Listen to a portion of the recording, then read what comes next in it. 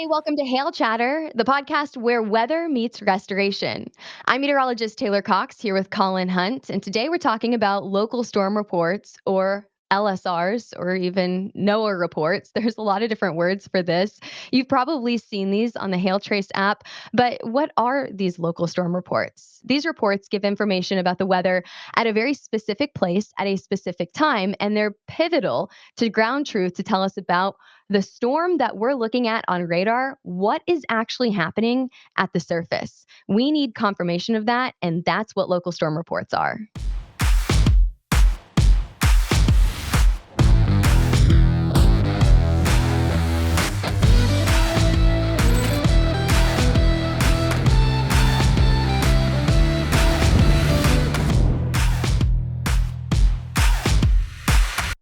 This topic is really fun to dive into, Taylor, because you as a meteorologist, you guys are using this on a regular basis, but also the restoration industry. This is a vital piece of information that is used to start kind of figuring out where are storms happening, helping kind of give evidence in a claim. So I'm excited to jump into what these are, how they're created, and how they kind of fit into the restoration industry and how they're utilized. Absolutely. And we have a really fun conversation with our CEO, Derik Kline, about how he actually issued a local storm report and it prompted the issuance of a tornado warning. That didn't happen not once, but twice in the same week. So we'll be talking about that story and showing some crazy tornado footage here pretty soon. But before we jump into that, make sure that you're following us on Facebook, Twitter, any form of social media we're on. You're probably watching this now, maybe on YouTube or even listening to us on Spotify. So hit that subscribe button and follow us on all forms of social media. So Taylor, let's jump into this. What are LSRs? These NOAA reports, what goes into getting these reports created and how are they used by meteorologists and by kind of the restoration industry? Yeah, I want to start off with explaining what types of weather events LSRs can be used in. Any weather event. They're not just used for hail, which is probably what a lot of people are most familiar with them being used in, but we also use them for high wind, tornado reports, even snow or a flooding report. How many inches of rain did you get?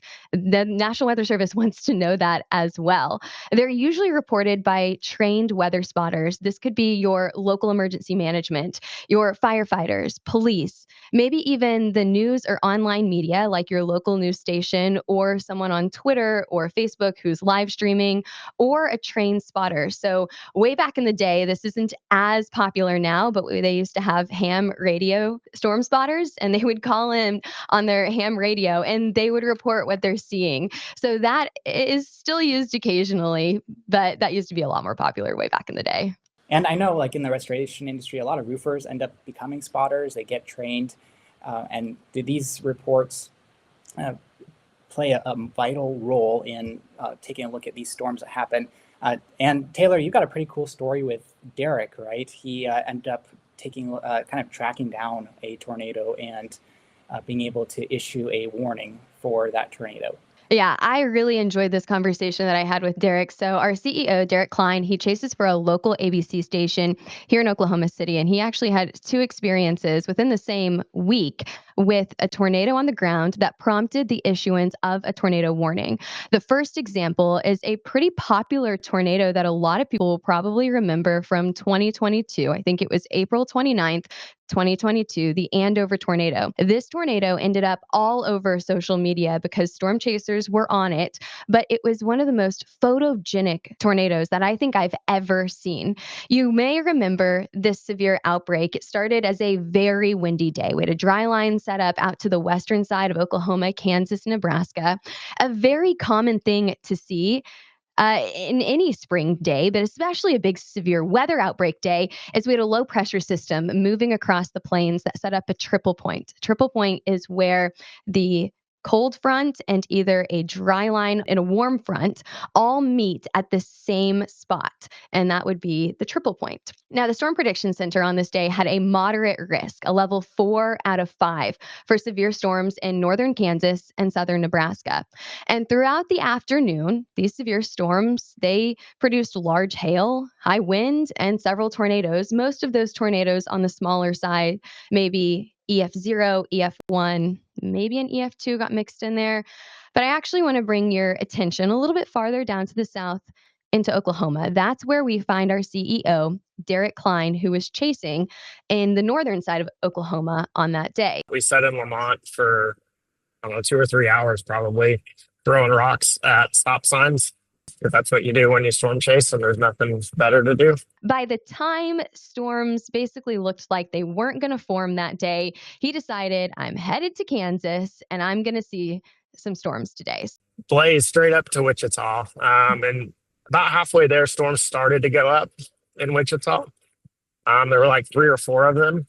This southern storm it doesn't look very strong, but maybe it'll turn into something. It was severe warned with a tornado tag. A tornado tag basically tells you that this is a severe thunderstorm warning, but it is capable of producing a tornado. It's still not tornado warned. So it's kind of that in-between stage between a severe thunderstorm warning and a tornado warning. And so we jumped in the truck and started to drive south towards that storm.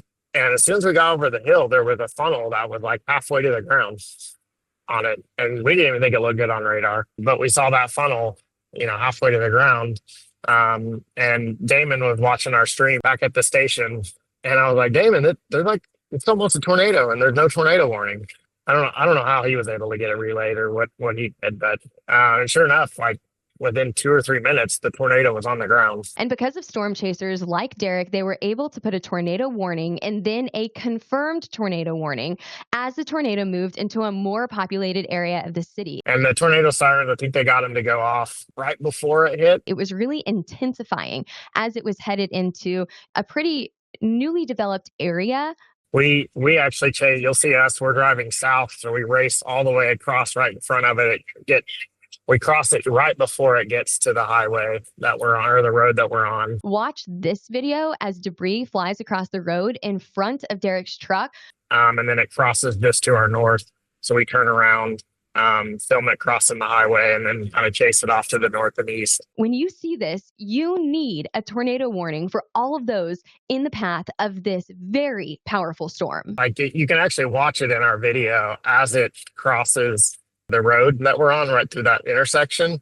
You can see it intensify right before it gets to all the houses. And it just went from EF1 probably to EF3 like instantly. I mean, it happened really, really fast. It stayed really strong for quite a while after that. To me, it's just amazing that he ended up being at the right place at the right time. It was a crazy storm, but we were able to get the tornado warning issued for that storm. And my friend Jake Cook owns a roofing company in Wichita area. And he had some friends that their house was hit by the tornado. I think they took shelter like 3 minutes before the tornado got there. So that's how close it was. And it was like EF3 in that neighborhood. So it was a pretty powerful tornado. I think it's really interesting. This storm was really, really close to the radar. So it's really hard to tell what's going on at the ground because there's a lot of clutter in the air. It's really, really difficult to see storms just this close to the radar. Another example of how the radar can oftentimes disorient what you're seeing at the ground. It can confuse you to what's actually happening at the ground. Happened about a week later because Derik happened to be once again in northern Oklahoma. I think he was in Perry, Oklahoma at this point. He mentioned this in our conversation. So we were just kind of chasing the leading edge of the squall line. We got down to near Perry. We came up over the top of the hill and there was literally a multi-vortex tornado on the ground. Like no idea we were going to see anything. It was pretty far away from the radar, so I think that made it difficult to see the shear marker. I was like, I come over the top of the hill and I'm like, I got a tornado. And I think Damon and Sabrina had already kind of canceled me out as worth anything for the day because we were up on the squall line. And they literally go, who is this? And I was like, Derik. And they're like, really? And then I like look at my stream and like there it was. And it's pretty crazy how fast NWS got the tornado warning issued. But the difference between these two tornadoes is the Andover tornado was really close to the radar. It was difficult to see exactly what was going on if you're just looking at the radar. This Perry storm a week later was pretty far away from the radar. So once again, that radar can confuse you of what you're actually looking at. It does a great job in a lot of circumstances. It not always tells 100% of the story of what is going on at the surface. So it's times like that that you absolutely need that ground truth. You need those storm spotters. You need those storm reports. Taylor, I would love to go storm chasing with Derik. I'm not quite as crazy, I think, as some storm chasers. I would love at least to go one time to see a really big hailstorm or tornado or something like that. My wife really doesn't want me to do that, but I think going with Derik one of these trips and like going through and trying to track down a tornado, I think would be really cool to do at some point.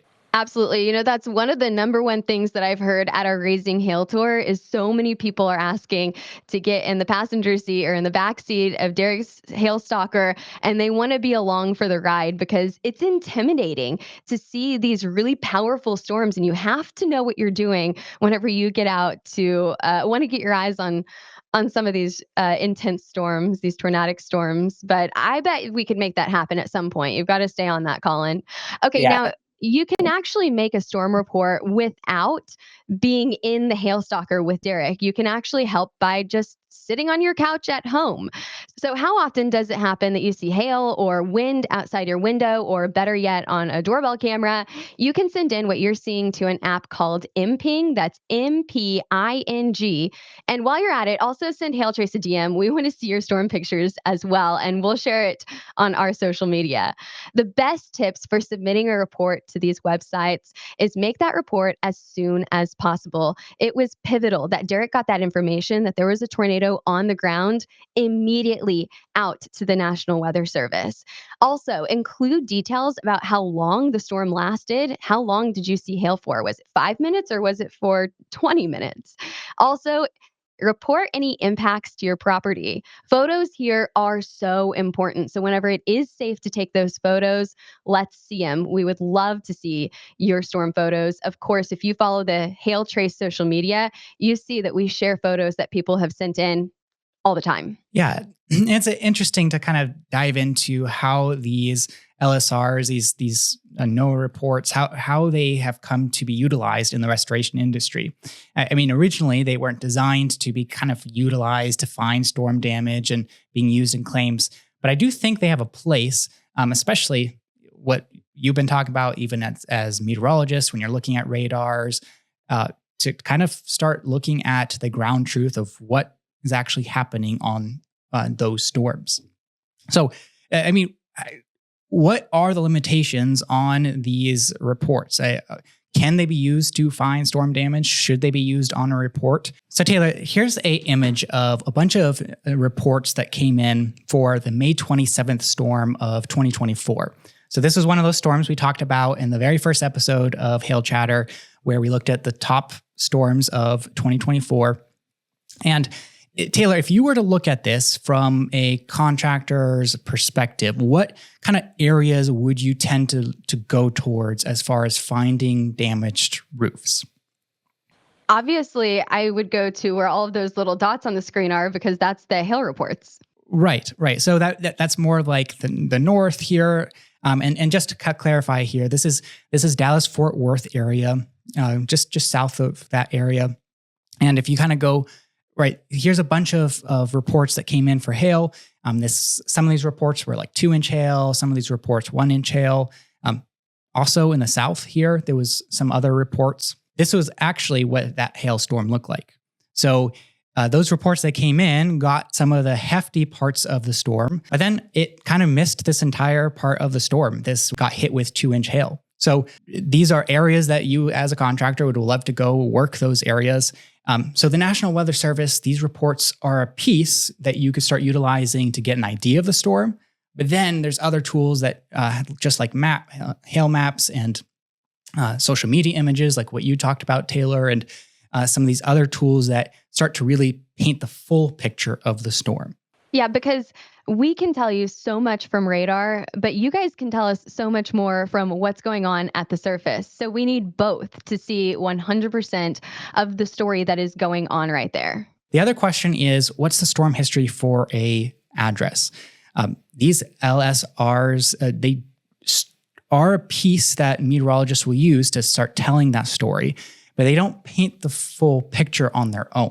And this is going to be really important for like insurance companies, underwriters when they're trying to assess the hail risk for a roof.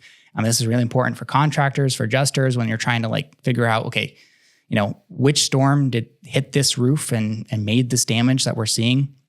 So just kind of being aware that, hey, just because there was one of these reports that came in nearby doesn't guarantee that that storm hit that specific property. One of the most recent storms that I've seen this actually happen in real time is we had a storm come through northern Tennessee. Actually, this storm stretched anywhere from Tennessee and an MCS all the way down to Louisiana. But this storm in particular hit northern Tennessee. And almost immediately, we saw an LSR pop up for golf ball sized hail. And I was like, whoa, this is something that I want to relay. I was live streaming on Facebook and YouTube, and people were asking, wait a minute, what do you mean that's in Dyer? That location right there isn't Dyer, Tennessee. That location is Coffee Creek, Tennessee. So the National Weather Service, while they did get the city correct, they placed that local storm report in the wrong city. Now, they have a million things to do back there, so that's going to happen. We have human error with that all the time. But that's also why you need a meteorologist to go through and say, hang on, that's not Dyer, that's Coffee Creek. That local storm report should be posted in Dyer. It's in the total wrong location. So yeah, address specific is extremely important here. Right. Yeah. And yeah, those reports, being able to kind of assess those and correct them. I mean, oftentimes some of these reports can come in and they're a very broad address that's tagged to them. Like, oh, that was Austin, Texas. Well, then the National Weather Service will just put that downtown Austin, Texas, rather than placing it a couple miles from that downtown. And so some of those kind of issues can arise with these reports. So being aware of that kind of, and then tagging that with what meteorologists often do in helping to clean up that data can be really helpful. Yeah, I think that one of the best games that Derik likes to play is asking, think about northern Oklahoma City. Think of a specific location. Now ask your friend, what part of northern Oklahoma City are they thinking of? Do that with your city. Do that with Collin, Detroit. Ask your friend today, what part of northern Detroit do you think, oh, that's on that road. That's on this road. You guys are going to have different ideas about what is northern Detroit. So you guys at home, ask your friends, what intersection do you think of whenever you think of a storm report in northern, insert your city here? You're all going to have different ideas about where that is. So the National Weather Service, whenever they're placing, they're doing the best job that they can, but there's no way they can get the exact intersection that storm report actually happened on. So local storm reports, they are official. They're just not comprehensive. They don't tell the whole story, and no story is good if you've only got half of the picture. Okay, thanks for joining us today with HailChatter. I'm meteorologist Taylor Cox here with Collin Hunt. I hope that you enjoyed our short and sweet recap of what are LSRs. I hope that you enjoyed that Andover Tornado footage as well, and exactly how LSRs can help you in your day-to-day work as a contractor. Let us know if you have any topics for podcasts in the future. Make sure you follow us from wherever you're watching this on today, and we'll be back in 2 weeks with another podcast.